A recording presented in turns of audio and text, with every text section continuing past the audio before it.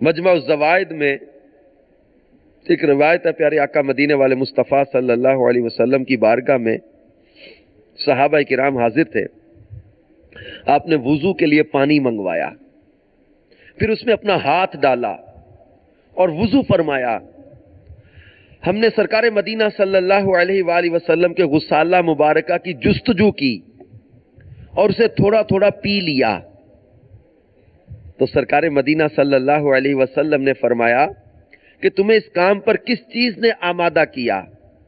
ہم نے عرض کیا اللہ عز و جل اور اس کے رسول صلی اللہ علیہ وسلم کی محبت نے.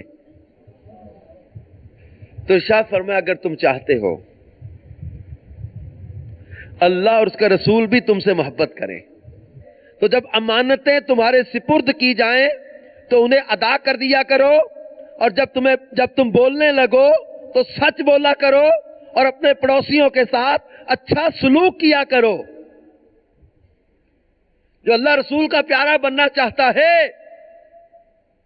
وہ اس حدیث پر غور کرے. فرمایا کہ جب بولنے لگو تو سچ بولو، امانتیں تمہارے سپرد کی جائیں تو انہیں ادا کر دیا کرو، اپنے ہمسایوں کے ساتھ اچھا سلوک کرو.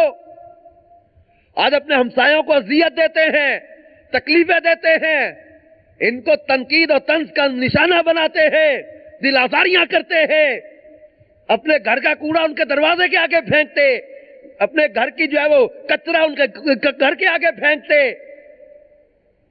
طرح طرح کی چیزوں سے. فرمایا اپنی دیوار ایسی اونچی نہ کر کے ہمسائے کو تکلیف اس کی ہوا رک جائے. پڑوسیوں کے ساتھ حسن سلوک کا حکم دیا.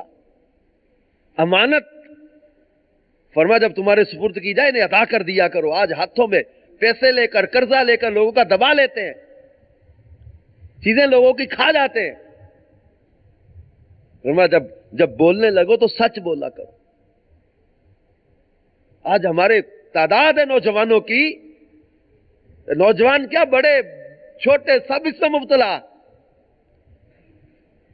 اللہ ماشاء اللہ کہ مذاق میں بھی جھوٹ بولتے ہیں، عادتاً جھوٹ بولنے لگ گئے. جھوٹ کو شغل میلے کے طور پر استعمال کرے، جھوٹ بول رہے ہیں، ہم انجوائے کر رہے ہیں، شغل میں جھوٹ بول رہے ہیں. میرے آقا مدینے والے مصطفیٰ صلی اللہ تعالی علیہ وآلہ وسلم جھوٹ کی مذمت بیان فرمائے اور جھوٹ بولنے والوں سے بیزاری کا اعلان فرمائے.